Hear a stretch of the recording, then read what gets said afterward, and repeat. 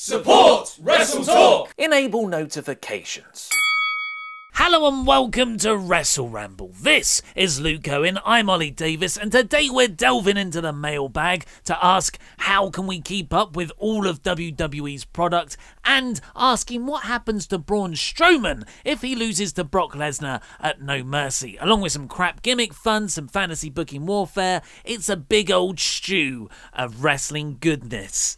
Do you like that metaphor? It was quite nice, yes, but more importantly, how was your weekend? My weekend was good, but more importantly, Yes. subscribe to the podcast. Remember, podcast, it's free, it includes exclusive ramble, it's great. Which people seem a bit upset about. I was looking through the comments on one of our last week's videos, and one person in particular went as far as to call it BS that we have extra rambles in the podcast version. It's still free, my man. You just have to download it. It's at the start and at the end. Yeah. So you can easily find it. And in so doing, give us those sweet, sweet numbers. Sweet algorithm numbers of more subscribers and more plays. That's all we care for. But okay, just so numbers. Again, more importantly, how was your weekend? It was good. I didn't really do much. Dived into Lord of the Rings, Fellowship of the Ring. Nothing wrestling related, really. It was a nice 2-day break. I could have watched Ring of Honor. I could have watched the Ring of Honor TV on Friday, but I thought, you know what? No, I'm just going to read a book. And I started a new book. What book did you start? Well, I finally finished Dan Brown's Inferno, which was awful. It's a book, It was terrible. a book, fans, that Ollie got so engrossed into that he missed his stop when you were coming over to my house. I come to yours. And end up being on the wrong train in the wrong part of town. Well, it's certainly written to keep your attention in that it has about 3 pages per chapter, a ridiculous twist at the end of each one. So Dan Brown writes like Vince Russo, but with a bit more. It's a bit more plotted out in advance, I guess. And it's just hot shot booking. That's it. That's all it is. And every cliche, every trope, with a bit of high art chucked in there, which doesn't really gel with the rest of the tone of the book of ridiculous fantasy. I have just started a new audiobook, 13 Reasons Why, actually, because I enjoyed the Netflix show so much. Oh, was it an adaptation of a book? Yes. Right. That I thought I would try and see what the book is like. And the first thing I will say, because I'm not that far into any of that, I'm still only on tape 1, side A, is that it addresses the biggest criticism that the show had. Because the biggest criticism people had about the show was that, mate, just listen to the tapes. Just sit down and just listen to the tapes. But they have to break that up just because otherwise it's not a series. And that's addressed within the book because it's set over a 24-hour period where he just listens to the tapes. He doesn't constantly go up to people and go like, "What are the tapes about?" And then people say, "Just listen to the tapes." Yeah. I mean, I don't think that was my major criticism. It was a terrible show. You did not like it, did you? No, terrible acting. Considering that I overwrought script. I really bigged it up because I loved the series. I thought it was really, really great. Yeah. I got super emotional watching it. I cried during the final few episodes. So, but to bring this full circle to a wrestling podcast, we Yes. can't just blabber about anything. That's what the podcast is for. Sorry, yes. What did that teach you about wrestling? Have you got any wrestling insights from another medium? No, but I did go to a podcast festival. That's more appropriate. I did go to a podcast festival on Saturday, the London Podcast Festival, and they introduced this year a wrestling side to the podcast festival. And I went to go see the Attitude Era podcast boys doing their show. They did a review of WWE's Attitude Era documentary, which is available on the network, and it's rubbish. It's a really, really bad documentary where they kind of skirt over a lot of things and then do my favourite thing that WWE like to do in their revisionist history way, which is that, do you know who the real architects of the Attitude Era were? D-Generation X and Triple H. They were the real cornerstones. There wouldn't have been an Attitude Era if it weren't for Triple H. And that is, again, this kind of message that this drives home. A lot of time spent on DX. Virtually no time spent on The Rock. In fact, The Rock is only brought up right at the end of the documentary when they're talking about something else. And then very small amount of time spent on Steve Austin. It was all Triple H, man. This is how North Korea approached their history books. And they retcon history. And there's an amazing moment in the documentary that the AE podcast boys brought up. And I laughed out loud when they said it. There was an angle in during the Attitude Era when Mark Henry was dating Chyna. and China brought in her friend, quite clearly a man in a wig. And Mark Henry didn't realise this. He thought this was a lady. Ah. And so there was basically they said in so many words, they're off to have a threesome. And then in the backstage skit, you saw Mark Henry with this man in drag. And then he's doing a little bit of a kiss on him. And then he puts his hand up his skirt and goes, "Sweet Jesus, she got a penis." Wow. And like that's like probably the most famous Mark Henry line from the Attitude Era. "Sweet Jesus, she's got a penis." And Flows off the tongue. And then The penis. It cuts to Mark Henry, like doing a talking head, being like, "I really think that angle like opened up a lot of people's eyes about transgender issues, and I think it really helped people come to terms with transgender and stuff." And it's cutting to Mark Henry throwing up in a toilet because he's just accidentally grabbed a penis, and I'm like, I'm not sure you did, Mark. I'm not sure the Attitude Era was really trans friendly. No, it's just decades ahead of its time, the Attitude Era. There will become a time where everything is nothing's offensive, so you can do anything. And that's what they had the foresight to see. They envisioned the world without social justice warriors, or without the alt-right. Everyone just pisses on each other. And there we have it, the Attitude Era. But it was a very good show by the boys. I met them afterwards. Actually, and a big shout out to those who came up to me to say hello and asked for their picture to be taken. It was very humbling for me, and it was very nice to chat to anyone who came up to say hello to me. Well, it's nice for your mum to go with you, isn't it? Yeah, it was. And she was there being like, "It's my boy. He's from WrestleTalk." So when you met the Attitude Era podcast people, yes, did they? Oh, look, you're Luke from no, WrestleRamble. we are not on their radar. Not in the least. We talk about them all the time. I know, I put them over like $1 million, but we are not on their radar. I tell you what's on everyone's radar, hopefully, because the WrestleTalk news episode. This is a rubbish segue. I'm just gonna say apologies in advance for that. On the WrestleTalk news episode today, we finally put out the poll deciding what our punishment for this month should be. Indeed. So at the moment, we're 0-0, aren't we? Yes. Because we haven't done any competitions. We haven't done any fantasy booking warfare or pay-per-view predictions. We'll have no mercy, of course, at the end of nearer the end of the month. But it went up today for you to vote. If the loser will have to record their version of a WWE Superstar's entrance music. And thanks to all your comments on Saturday's episode, the top thumbed up suggestions are John Cena's Basic Thugonomics. That is Word his Life. original one. Word Life. That's the Basic Thugonomics. Yeah, I popped it on this morning to remind myself. Are what there it any sounded lyrics like. to it apart from Word Life? Booka Thugonomics. That's the problem. He says Word Life a lot, and then I was like, are these lyrics or are these DJ scratches? Because I just guess we'll have to make our own music with our mouths. I wasn't sure whether there were. I was trying to remember it, and I was thinking, I'm pretty sure there are no lyrics to this. Yeah, there are words. I wouldn't call them lyrics. There are word lives. But then there's Shawn Michaels' Sexy Boy. Yep. An absolute Tune. classic. Hulk Hogan's Real American. I'm pulling for that to win because it's one of my favourite entrance themes of all time. The person who suggested it, who got all the upvotes, said it'll be funny to see two Brits sing it.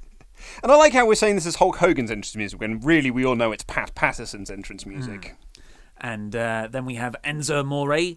Swaft is a sin. That's the title of his song. Does that have lyrics? You're soft, you're sloppy. But He usually cuts an annoying promo over the top of it. I was going to say, because like, there's that bit there, but then it's just...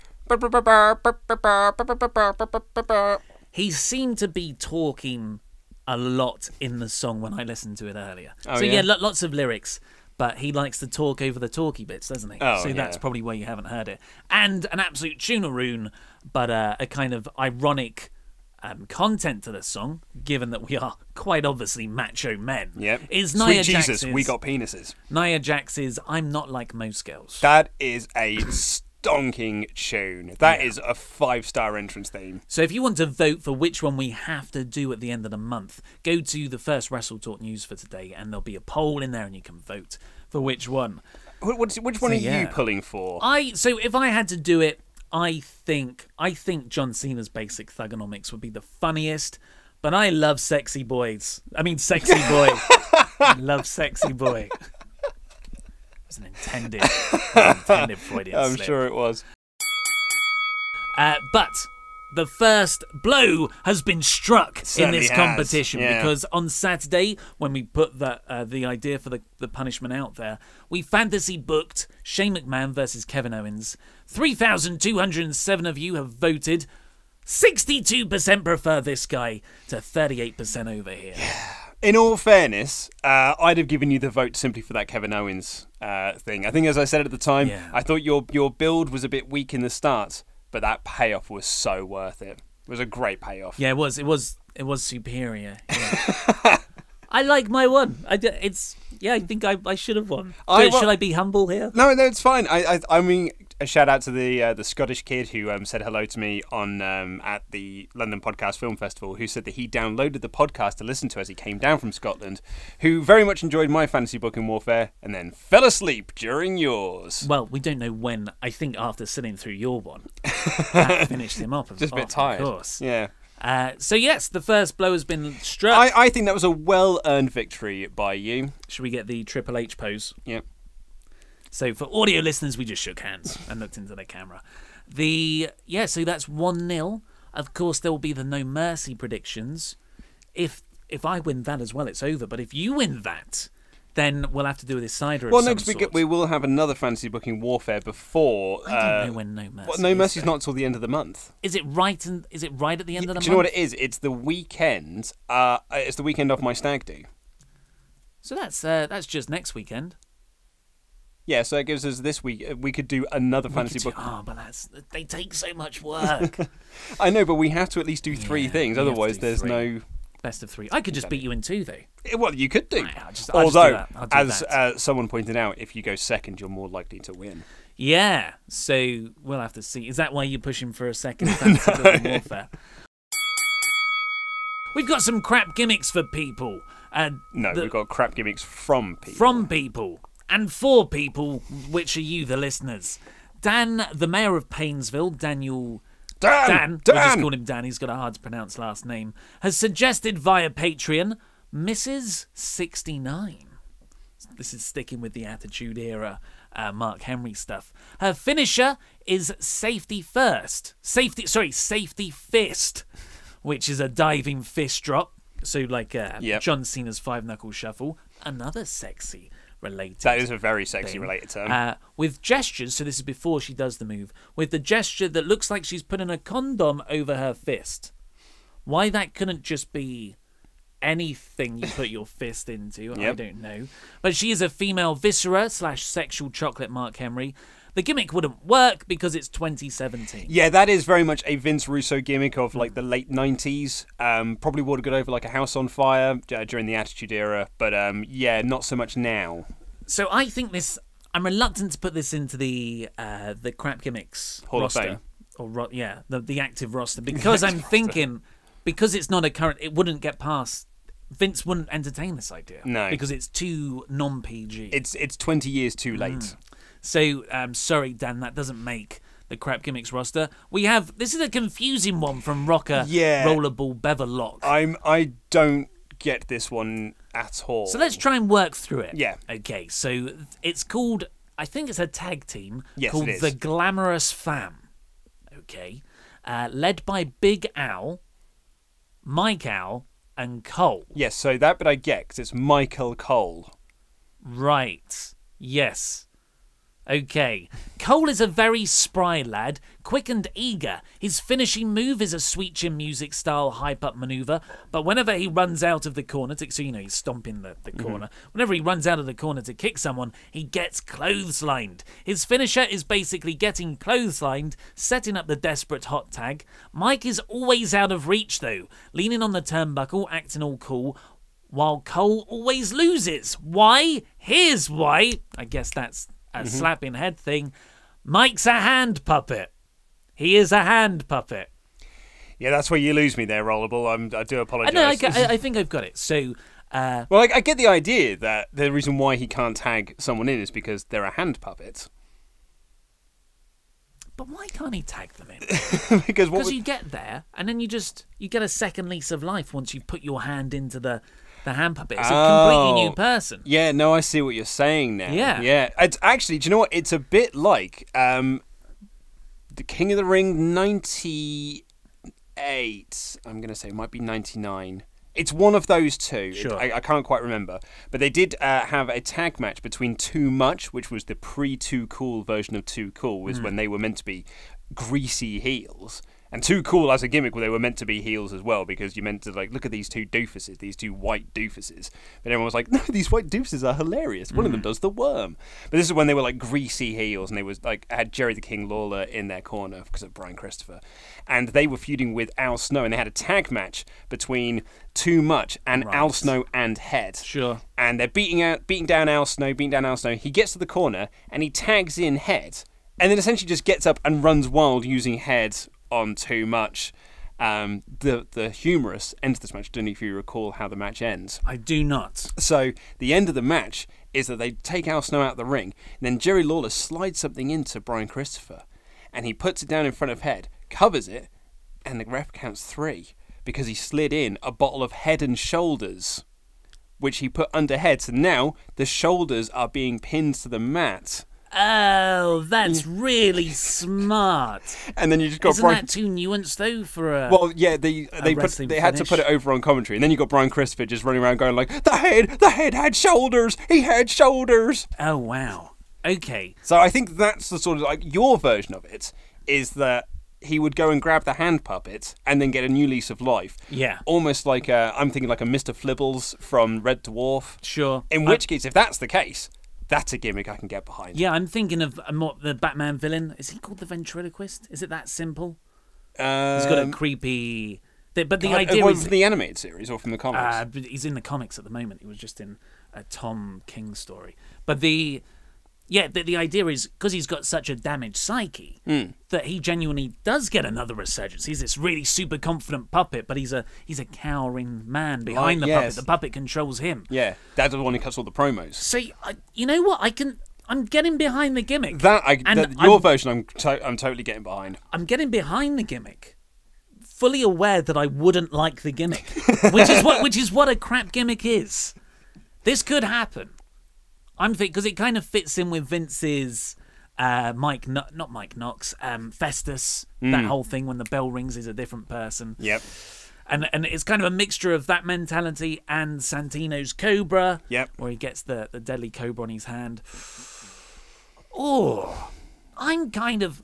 Is this the first one that joins? Are we going to sign someone to the crap roster? What we are doing here is we are essentially, you have given us a pitch, and we have pitched a slight alternate to it. As a creative team, we are coming together to form something, and I think what we have creatively formed together can work on the crap gimmick roster. Yeah, because in our way, he makes the hot tag. Yes. And exactly. he's a different person with the hand puppet. Yeah. Oh, you could have some crazy. So if it's a little hand puppet, I could arm drag you with just a finger. Yes, I love and that. And do all yeah. those sorts of things. Go so up great. to the top rope. Yeah. And like do a corkscrew 450. Yeah. Really safe. What a safe way to wrestle a match. Absolutely. And the other guy's just got to bump around like a madman getting ready for the hot tag. Put Kenny Omega or Kota Ibushi in there. Dave Meltz will give it 5 stars right away. And Jim Cornette will hate it. Oh, yes, he would. Yeah.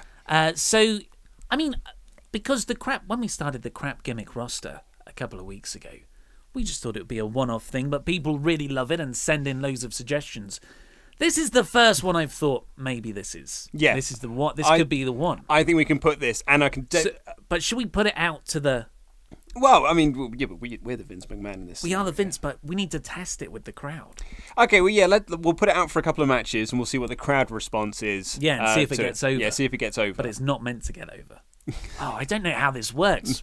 We're still figuring out ourselves, guys. But I'll tell you which one will get over, and this came from Steve Smith via Twitter, who got in touch to give, and this is spot on, a perfect crap gimmick. As soon as I read it, it's about 5 words long, and I knew exactly what it was, and this is why I loved it.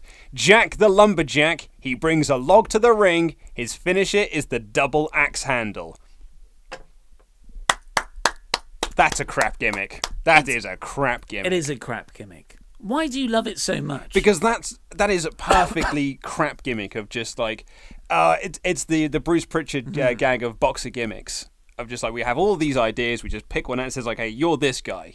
And that's someone in the creative meeting was just like, Jack the Lumberjack, finish a double axe handle, perfect, put that in the boxer gimmicks. I like how lame it is. Yes. That the name itself, there's been no effort to differentiate the syllables. It's just Jack the Lumberjack. Yeah. It's not like Jackie Boy the Lumberjack. No, you haven't. It's just the same thing twice. That's a really poor effort pun, which gives you immediate thumbs up. Immediate thumbs up. That Jack the Lumberjack would have featured in the Gimmick Battle Royal at WrestleMania X7. I'm just thinking, but can it get over? No, he'd have got over like the Goon. No. If you give this I think this should be the test, the Damien Sandow test. Can Damien Sandow get this over? Because if he can't, it's done. Well, Damien Sandow could definitely get this over, and I can tell you for why. Because he'll make so much out of the double axe handle. That's the key to it. That's where he'd get it over. Is the building up to the double axe handle, like a swing, and prepare for and getting the crowd to be like, spin around like when Marty Skell does the chicken wing. Exactly. Now we've said that, maybe the Glamorous Fam could get over too as a tag team. Well, the fact, I'll be honest with you, Glamorous Fam would easily get over. It's a guy with a hand puppet who does wrestling moves. As soon as you said 450 splash off the top, because he's just going to stand there and do it, I'm instantly sold. He's not in the crap roster gimmick anymore. He's not in there. Oh, sorry, Rocco, you were close. You had 1 foot. You had 1 finger from the hand puppet in there, but.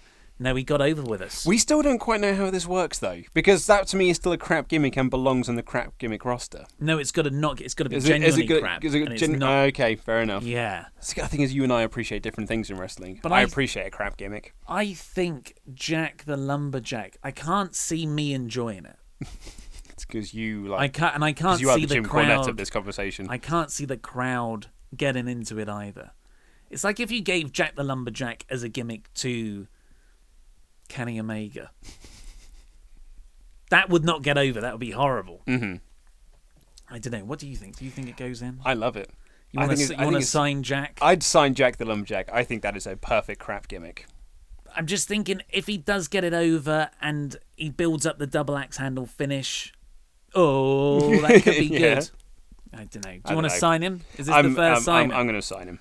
Okay. Well, he's signed to your brand. Snore. Yeah, I like it. Very good. What's mine? Whack down. Don't know. That sounds a bit. Down. Okay, to the mailbag questions. So our first question comes from John McBride of Frankenstein, and he writes in with the rumours that Brock Lesnar will hold the title until WrestleMania against Roman Reigns, what will Braun Strowman do after No Mercy? They built him so well, and logic dictates he should win the belt, but I have a feeling he won't. I just don't see someone for him to feud with afterwards. Going back to Roman will hurt him because Roman would win that feud. Excuse me, I've got hiccups. So who knows should he face after? So who should he face after, I guess what that means. Mm-hmm. Love your show and keep up the good work. Thanks, John McBride of Frankenstein. What happens to Braun after No Mercy? Because he ain't winning that match. I don't think he's winning that match either.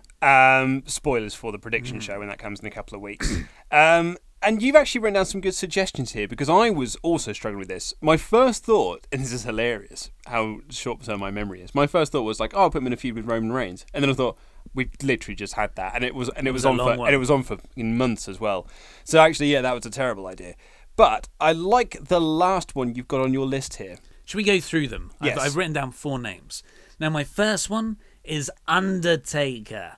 I think that'd be a huge way to get Braun over. It doesn't matter if Undertaker loses, because that would hopefully definitely be his last match. Or I guess if he has one at Survivor Series and one at WrestleMania. This is of course, if Undertaker is ready to come back. Yes. Or capable. Because he did have a major hip operation in April. And it's, those take a long time to recover from. Yeah, totally. So I can't see it happening. But, PW Insider said he was in the ring at SummerSlam training. Both Dirty Sheets and Wrestling News World have said there's at least talk backstage of it happening. Even so far as Mark Calloway committing to a match with John Cena at Survivor Series. Oh. Which is, pretty strong words. I don't know how much stock to put I think in that. if you're Undertaker, that's probably a good place to retire because that's where you came in. You still like it also it's in doesn't Texas. It doesn't diminish the WrestleMania thing either because that was his last WrestleMania match. Sure, yeah. And that was his big thing was WrestleMania. So I think ending off on the pay-per-view where you started. I mean, my friends and I always used to fancy book when we were students that it should be Ted DiBiase that. Ted DiBiase Jr. That retires The Undertaker because his dad was the one who brought him in. Wow. That is, that was an idea thought up about 8 years ago. Well, yeah, I've been graduating for 10 years, so make of that what you will. Legacy. I bet you're getting Cody Rhodes will win a championship at the same time. Well, do you know what? I think future of the company. I think that Ted DiBiase and Cody Rhodes have just got a really bright future ahead of them. I just really hope that one of them wins that WrestleMania match against Randy Orton because Randy Orton certainly doesn't need the rub. So yes, Undertaker. I think So that was my first idea because you just want someone to put over Braun Strong. John Cena was my second one. Yeah, Big star, big match, John. And Big Match John is also very good at selling against monsters. Look at his feud with Umanga, as William Regal would say. So yeah, I think Big Match John would do quite well in that, and that would be very good for Braun. Especially, and the thing with Cena as well is that that's a feud that he can win, and Cena will be okay, coming out of that. Yeah, so if Cena is coming back at Royal Rumble, apparently the idea is he'll return to SummerSlam. To SmackDown. Because he'll leave after No Mercy, reportedly, to do the Transformers film, come back to face Jinder Mahal for the WWE title. At the Rumble? At the Rumble. That's the reported, rumoured, planned, whatever it is. So Braun could have a good match with Cena at a Royal Rumble, possibly. BT Dubs, I really hope that's not the case, because we just had that this year, where Cena just came back after some time off and just had a title match. It was a great match. But then he just won the title.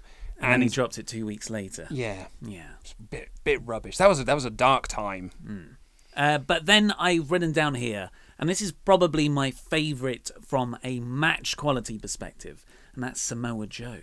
Yeah. But I think it'd be great because Joe's awesome. But the other side of that, and this is why I'm leaning more towards the John Cena side of things, is because if you're looking to keep Braun strong, especially coming out from a loss against Brock Lesnar, you need Strowman you need a feud that can kind of get him back up to a monster level again. And I kind of don't want to see Samoa Joe be a victim of that. Yeah, that is the problem. We haven't really seen Joe. I know he's injured, there's been no mention of Joe since SummerSlam. I forgot what the pay-per-view was that's just been.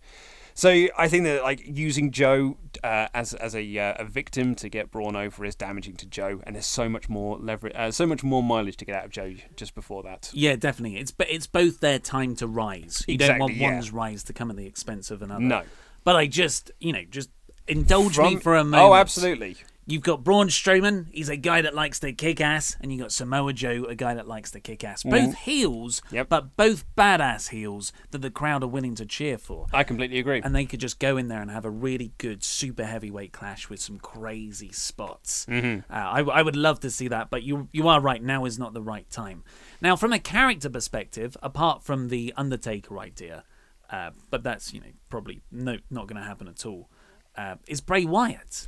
Yeah, and this is an interesting one because Wyatt has not had a great 2017. I would go as far as to say he's had an awful 2017. He went into WrestleMania as the WWE champion. What are you talking about? Many people will probably forget that come the end of the year. He has had a dreadful 2017, just bad feud after bad feud. Bad match after, not bad match, but boring match after boring match, House of Horrors. Hindered by gimmicks. Promos on the Titantron. That's what his 2017 will be remembered for. And he's really going to struggle.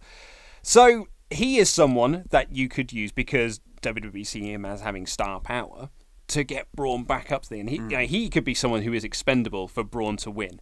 And as you say, from a storyline perspective, because they've never really played up on the idea that Braun was Bray's disciple, and he was separated from the flock because of the brand split. He didn't decide to leave the Wyatt family. The brand split the family up, and they've never really played up on the idea of Bray and Braun being on the same brand.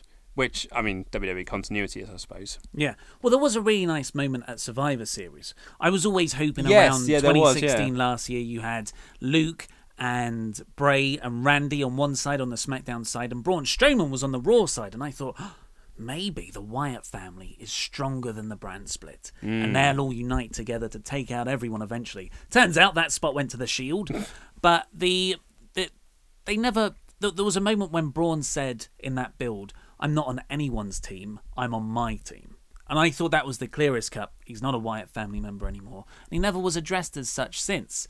But it would be nice to just go back and... Because there's so much potential in the story there. Bray could suddenly decide, I brought you in. I was your cult leader. I was, you are my disciple. And I want you back.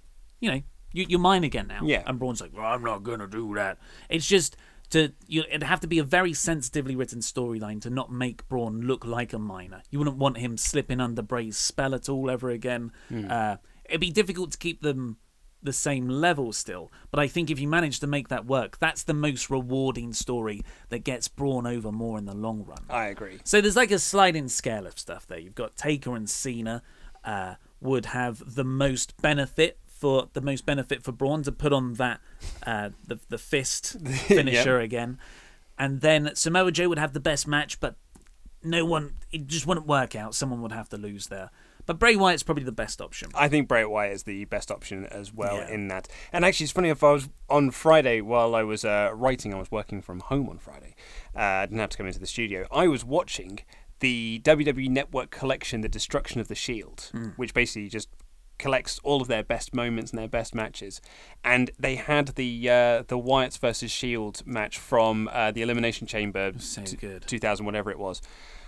Oh man alive, like what a great match. And it's so, the Wyatts were so over. You forget how over the Wyatts were as a group. Yeah, I remember when they first did that face off, the Shield and the Wyatt family. I think it was a Raw in the UK.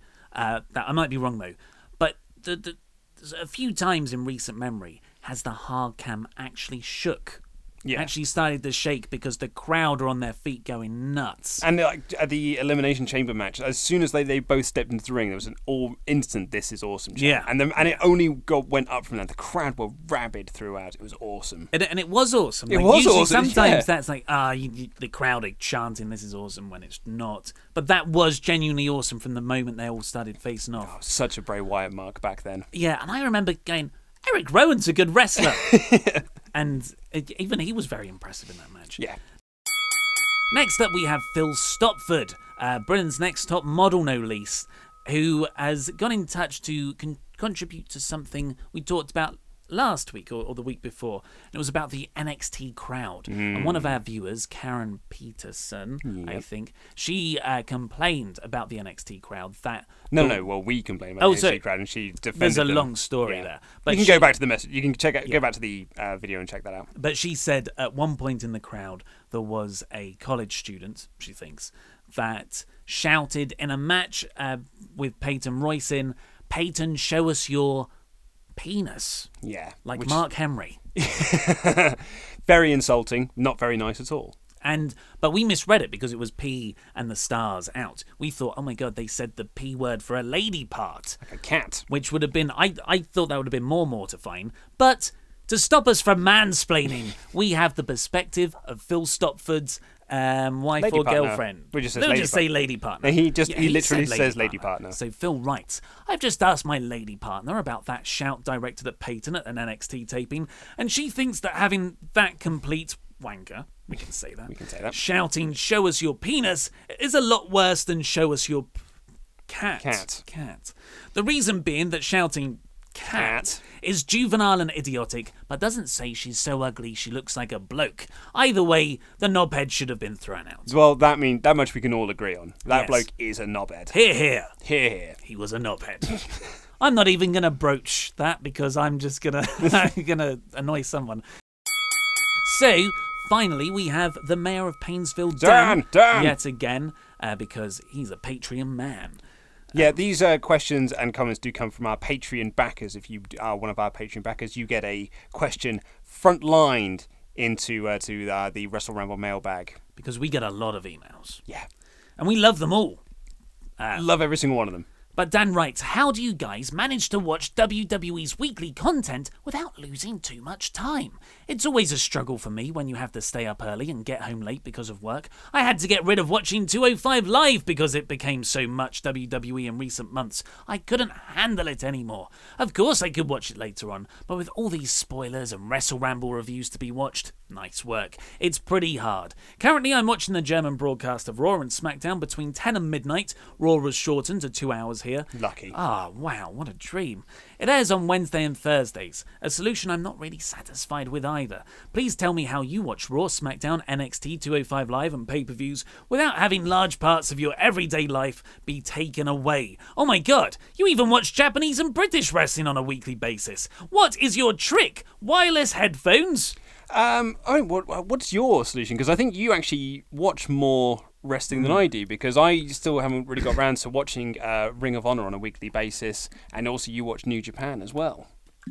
So, Dan, just like having beautifully sculpted abs, they don't come by luck. You have to put in the work, unfortunately. But you do... you just be selective about what you watch. You don't have to watch everything. You can just watch the good stuff, and Raw and SmackDown. Yeah, I mean, and that's the thing. It's like, so I watch Raw and SmackDown every week. We have to record these shows, and I essentially I get up very early to do so.